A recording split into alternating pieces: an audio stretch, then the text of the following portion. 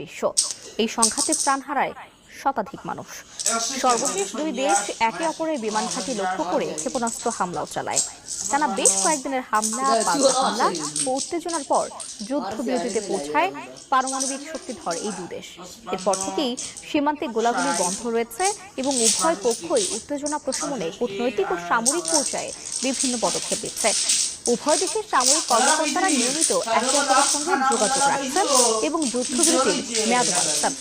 কয়েকদিন আগে হওয়া সর্বশেষ আলোচনা অনুযায়ী ভারত পাকিস্তানের মধ্যে যুদ্ধবিরতি চুক্তির মেয়াদ রোববার শেষ হওয়ার কথা। অনেকে ভেবেছিলেন যুদ্ধবিরতি হয়তো রোববার শেষ হবে।